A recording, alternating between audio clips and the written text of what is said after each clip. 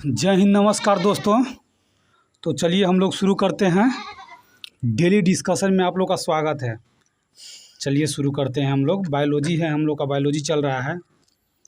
मानव शरीर का जो तंत्र है ना, वही चैप्टर चल रहा है।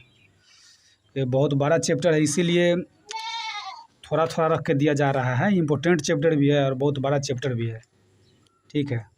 तो चलिए हम लोग शुरू करते हैं। चलिए बता दीजिए, हल्के पीले द्रव को क्या कहा जाता है? हल्के पीले द्रव को लसिका। हाँ, लसिका। और जठरस भी होता, सॉरी जठरस भी होता है। जठरस का ही तरह भी है लसिका, माने हल्के पीले, ठीक है।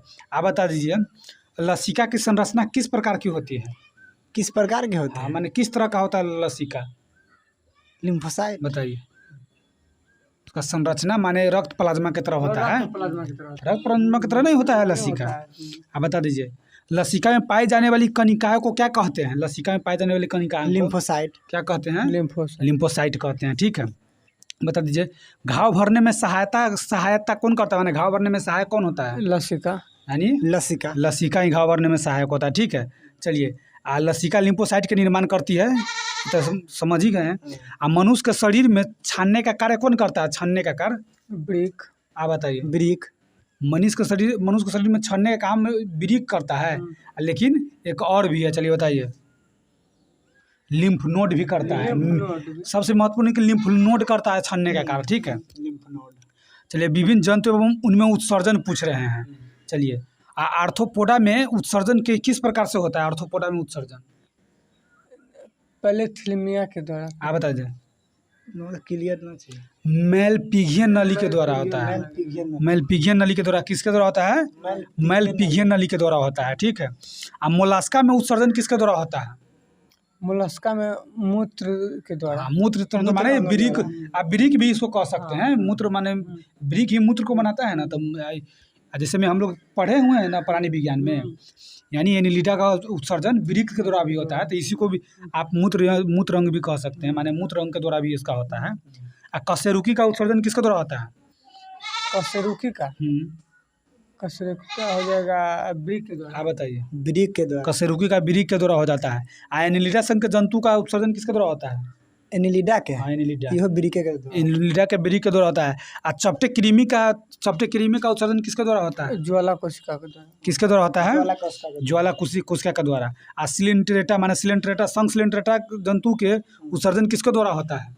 सिलिंट्रेटा को सीधे कोशिका के द्वारा। आप बता दें। सिलिंट्रेटा के सीधे कोशिका के द्वारा होता है, ठीक है। एक कोशिकीय जंतु में उत्सर्जन किसके द्वारा होता है? विसरण के द्वारा। आप बताइए। विसरण के द्वारा। विसरण के द्वारा बहुत इंपॉर्टेंट है, ठीक है। विसरण के द्वारा होता है। चलिए बता दीजिए, पोरीफेरा संघ के जंतुओं में उत्सर्जन किसके द्वारा होता है? पोरीफेरा संघ के जंतु में उत्सर्जन बताइए। आप। विशिष्ट नलिका तंत्र द्वारा। विशिष्ट नलिका तंत्र के द्वारा होता है ना।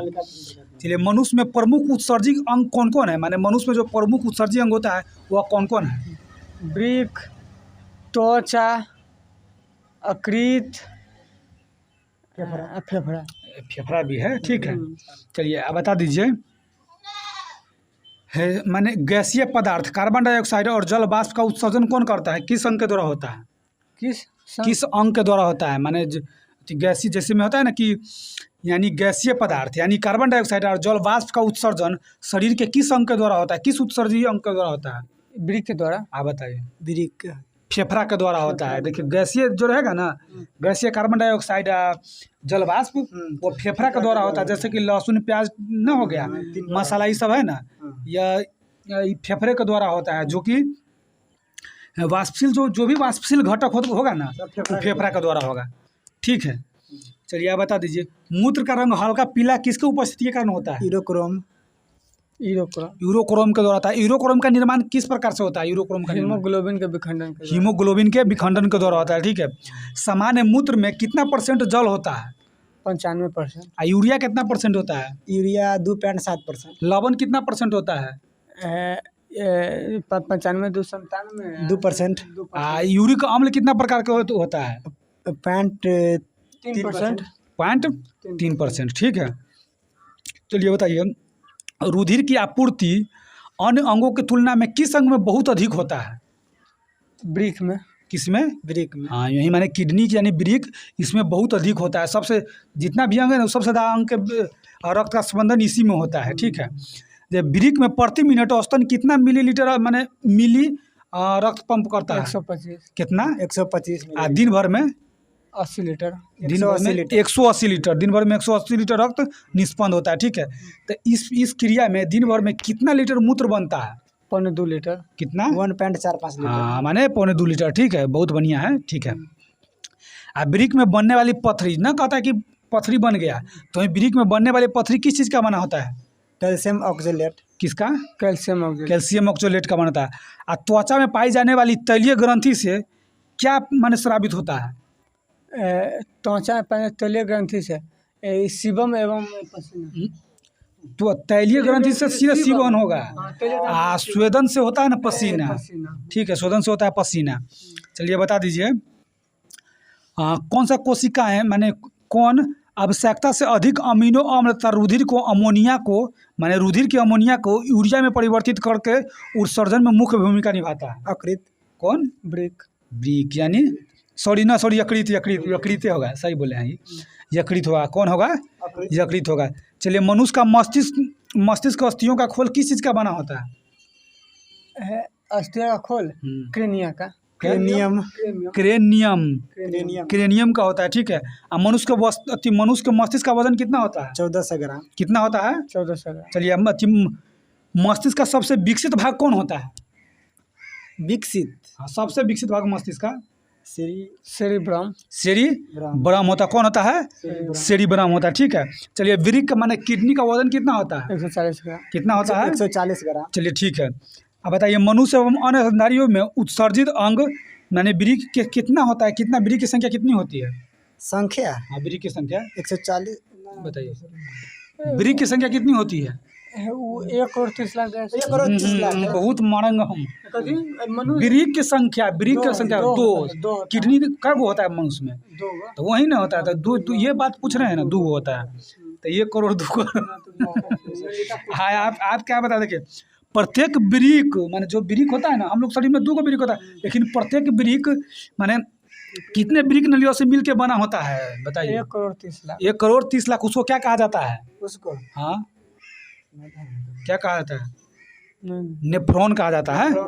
नेफ्रॉन कहता है, यानी प्रत्येक वृक्क लगभग 1.30 लाख वृक्क नलिकाओं से मिलकर बना होता है, जिसे नेफ्रॉन कहा जाता है, ठीक है। अब वृक्क के कार्यात्मक इकाई को क्या कहा जाता है? वृक्क के माने किडनी के कार्यात्मक इकाई को न्यूरॉन। क्या कहता है? न्यूरॉन नहीं, नेफ्रॉन, ठीक है। अब प्रत्येक नेफ्रॉन में एक छोटी सी प्यालीनुमा रचना होती है, उसे क्या कहा जाता है? आप बताइए। उसे बोमन संपुट कहा जाता है। क्या कहा जाता है? बोमन संपुट कहा जाता है, ठीक है। चलिए जो वृक्क होता है ना, उसके बाहरी भाग को क्या कहते हैं? वृक्क के बाहरी भाग को बताइए। मेडुला। कोर्टेक्स कहते हैं। और भीतरी भाग को मेडुला कहते हैं। और भीतरी भाग को क्या कहते हैं? मेडुला। बाहरी कोर्टेक्स, भीतरी को मेडुला कहते हैं, ठीक है। चलिए आप बता दीजिए, अब आपसे पूछ रहे हैं, ठीक है। मूत्र का पीएच मान कितना होता है? 6। वो अम्लीय होता है कि क्षारीय उदासीन? अम्लीय हो जाएगा। जब 6 है तो अम्लीय हो जाएगा। 7 रहता है तो 7 रहता है ना तो उदासीन होता है। 7 से कम रहता है तो अम्लीय, 7 से अधिक होता है तो क्षारीय हो जाता है, क्या? ठीक है। चलिए अब आपसे पूछ रहे हैं वृक्क का प्रमुख कार्य क्या है? वृक्क का प्रमुख कार्य छानने का कार्य है वृक्क का। ठीक है। रक्त में जो प्लाज्मा होता है ना, उसको छानता है, ठीक है, यानी उसको छानता है। चलिए आप बता दीजिए भूख प्यास माने किस कारण लगता है? माने किस कारण लगता है भूख प्यास? माने मानव शरीर के किस अंग से आप बता सकते हैं कि माने भूख प्यास लगेगा? किस हार्मोन से? देखिए जब भूख प्यास सुख दुख प्यार घिरना ये सब हो जाएगा। हाँ, हाइपोथैलेमस ग्रंथि या हाइपोथैलेमस हो जाएगा, ठीक है। ये हाइपोथैलेमस आज वही दर्द ठंडा और गर्म पहचानने के लिए थैलेमस से समझ आएगा, दर्द ठंडा थैलेमस। अब बाकी जब बुद्धि वाला दिमाग वाला बात आ जाएगा ना, वो आ जाएगा सेरिब्रम हो जाएगा। अब बाकी सुख दुख प्यार वार ये सब गिरना उड़ना पसीना ये सब आ जाता है, हाइपोथैलेमस का कार्य होता है, ठीक है। ये पूछा हुआ क्वेश्चन है। चलिए आप बता दीजिए हाँ, किसका प्रयोग मस्तिष्क के कार्य का पता लगाने के लिए किया जाता है? किसका प्रयोग? मस्तिष्क के कार्य का पता हाँ लगाने हाँ इसका सेरिब्रम का ईईजी का EEG का, ईईजी का जी हाँ। ईईजी का फुल फॉर्म इससे एक इलेक्ट्रो नहीं दूसरा चीज स्कैटरिंग ठीक है ना सही। इलेक्ट्रो इंसेफ्लोग्राफ हो जाएगा, इंसेफ्लोग्राफ हो जाएगा। ठीक है, चलिए आप बता दीजिए आ, किसका पिछला भाग मेरुरज्जु बनाता है? किसका पिछला भाग मेरुरज्जु बनाता है? पश्च मस्तिष्क का हाँ, पश्च मस्तिष्क का किस भाग, कौन सा भाग? ऑब्लिगेंटा है हाँ, ना, हाँ। ऑब्लिगेंटा। मेडुला ऑब्लिंगेटा जो है ना, मेडुला ऑब्लिंगेटा वही मेरुरज्जु के मेरुरज्जु बनाता है उसका माने सबसे बता दीजिए मस्तिष्क का सबसे पिछले भाग को क्या कहा जाता है? पश्च मस्तिष्क तो क्या कहा जाता है उसको? दो भाग में होता है। हाँ तो मेडुला हाँ ऑब्लिंगेटा। हाँ तो सबसे पश्च भाग कौन हो जाता है? देखिए सेरिब्रम भी है, लेकिन सेरिब्रम से सबसे पिछला भाग क्या? मेडुला ऑब्लिंगेटा है। ठीक है, मेडुला ऑब्लिंगेटा है, और वही मेडुला ऑब्लिंगेटा के भी पिछला भाग से ही मेरुरज्जु बनता है। ठीक है, चलिए बताइए मस्तिष्क के अन्य भाग को मेरुरज्जु से कौन जोड़ता है? मस्तिष्क के अन्य भाग को मेरुरज्जु से कौन जोड़ता है? बताइए। मस्तिष्क के अन्य भाग को मेरुरज्जु देता है सेरिब्रस पेंडिकल। सेरिब्रस पेंडिकल से, और सेरिब्रस पेंडिकल को क्या कहा जाता है? सेरिब्रस पेंडिकल को क्या कहा जाता है? सेरिब्री कहा जाता है। क्या कहा जाता है? सेरिब्री कहा जाता है। ठीक है, सेरिब्री कहा जाता है। वहीं प्रतिवर्ती क्रियाओं जैसे प्रतिवर्ती ना पित्त से पकवासे में प्रतिवर्ती क्रिया के द्वारा नहीं जाता है पित्त पकवासे में, तो वहीं प्रतिवर्ती क्रिया का खोज किसने किया था? हाल ने। हाँ, बहुत बढ़िया, कुंदनी हॉल। बहुत। हाँ, हो गया हाल। मार्शल तो बहुत में लगा रहता है, हाल है ना, हो गया। चलिए आप बता दीजिए, आप बताइए मेरुरज्जु तंत्रिकाएं कितनी जोड़ी होती है? माने मेरुरज्जु तंत्रिकाएं कितनी जोड़ी होती हैं? कितनी जोड़ी पाई जाती है मेरुरज्जु तंत्रिकाएं? 12 आप बताइए। मेरुरज्जु तंत्रिका 31 है। 31 जोड़ी मेरुरज्जु, 31 जोड़ी है मेरुरज्जु। और वही कपाल तंत्रिका कहेगा तो कितना हो जाता है? कपाल तंत्रिका 12 जोड़े। 12 जोड़ी कपाल तंत्रिका 12 जोड़ी कहा था। ठीक है, और तंत्रिका ऊतक की इकाई को क्या कहा? तंत्रिका ऊतक की इकाई को न्यूरॉन। न्यूरॉन या तंत्रिका कोशिका कह सकते हैं उसको। ठीक है, न्यूरॉन या तंत्रिका कोशिका उसको कहा जाता है। आप बता दीजिए नॉर एड्रीनलिन, माने एड्रीनलिन यही ना है जो कि हृदय के जो स्पंदन में माने नियंत्रण करता है, हृदय के स्पंदन को नियंत्रण करता है। तो एड्रीनलिन, नॉर एड्रीनलिन जो है ना, नॉर एड्रीनलिन नामक रासायनिक द्रव में कौन पदार्थ के अंतर्गत आता है? माने कौन सा पदार्थ है ये? कौन सा साइकिल है? न्यूरोट्रांसमीटर है। कौन है? न्यूरोट्रांसमीटर। आप बता दिए स्वायत्त तंत्रिका की अवधारणा को सबसे पहले किसने खोजा और कब? किसका? स्वायत्त तंत्रिका तंत्र की अवधारणा को, स्वायत्त तंत्रिका तंत्र की अवधारणा को 1921 में लोंगोली ने 1921 में किया था। कौन किया था? लोंगोली ने 1921 में। और शरीर का मुख्य अक्ष बनाने वाले कंकाल को क्या कहते हैं? शरीर का मुख्य अक्ष बनाने वाले कंकाल को अक्ष है। अक्ष तो अक्षीय कंकाल हो जाएगा, अक्ष है तो अक्षीय कंकाल होता है। अब बताइए कपालों की सभी अस्थियां किसके द्वारा दृढ़तापूर्ण जुड़ी होती है? कपालों के ना शिवनों के द्वारा। किसके द्वारा? शिवनों के द्वारा होता है, जुड़ा हुआ था। ठीक है, आप बता दीजिए हाइड नामक जो अस्थि होती है वो कहाँ पाई जाती है? हाइड नामक हेड हाँ, कपाल में, माने खोपड़ी में। ठीक है, ठीक है, वो खोपड़ी में। चलिए आप बता दीजिए मनुष्य का कशेरुक दंड, माने मनुष्य का कशेरुक दंड कितना कशेरुकाओं से मिलकर बना होता है? 33। बहुत बढ़िया, 33 का बना होता है। और देखिए सभी कशेरुक दंड माने किसके द्वारा जुड़ा हुआ रहता है? मेरुरज्जु के। आप बताइए। कशेरुक दंड के द्वारा। हाँ, माने उपास्थि माने गद्दी के द्वारा, उपास्थि गद्दी के द्वारा।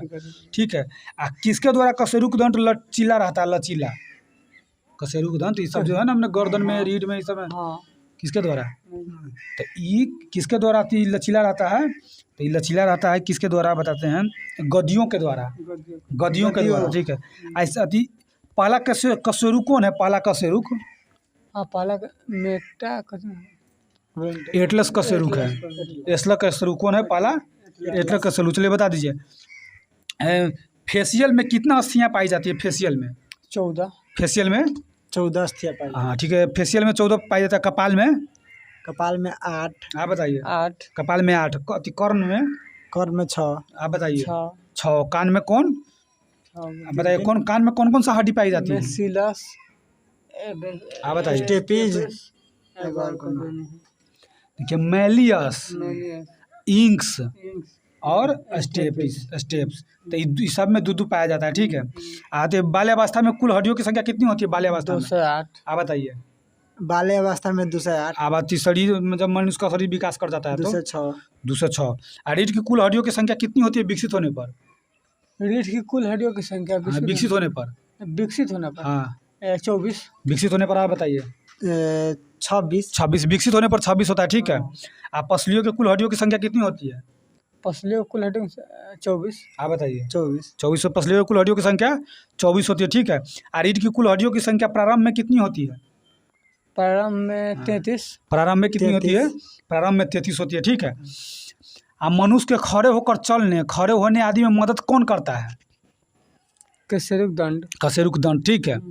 गर्दन का धड़ को लचल प्रदान करने और मनुष्य किसी भी दिशा में अपनी गर्दन के माने इधर उधर मोड़ने में कौन काम करता है? कशेरुक दंड है। मेरुरज्जु को सुरक्षा प्रदान करता है कशेरुक दंड है। ठीक है। कशेरुक दंड के भाग जैसे में 33 है ना कशेरुक दंड, तो बताइए गर्दन में कितना कशेरुक दंड होता है? गर्दन में हाँ 7 गो। वक्ष में बॉक्स में हाँ 2 हाथ का। 12 गो, वक्ष में 12 गो, कटी में, कटी में 5 गो, तिरक में 5 गो, पूंछ में 4 गो। बहुत बढ़िया वेरी गुड। बताइए शरीर के सबसे बड़ी हड्डी को क्या कहा जाता है? शरीर के सबसे बड़ी हड्डी को फीमर कहा जाता फीमर का शरीर के सबसे बड़ी मांसपेशियां को क्या कहा जाता है? मांसपेशिया के हाँ है। ऑब्लिगेंट। Gluteus maximus. शरीर के सबसे छोटी अस्थियां को क्या कहा जाता है? स्टेपिज का क्या कहा जाता है? स्टेपिज। कान कड़ी। शरीर की सबसे छोटी मांसपेशियां को क्या कहा जाता है? स्पेडियस। स्टेडियस, ठीक है। स्टेपीडियस उसको आप कह सकते हैं।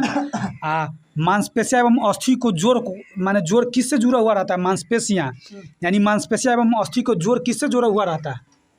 टेंडन से। बहुत बढ़िया। अस्थियों से अस्थि को जोड़ा जाता है किसके द्वारा? लिगामेंट, लिंगामेंट के द्वारा। ठीक है। लिंगामेंट के द्वारा।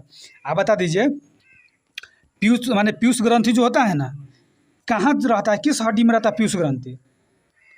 ऑब्लिगेंटा में। आप बताइए। यह स्फेग्नाइड जो होता है ना, स्फेग्नाइड हड्डी में एक घाटा होता है उसमें रहता है। ठीक है।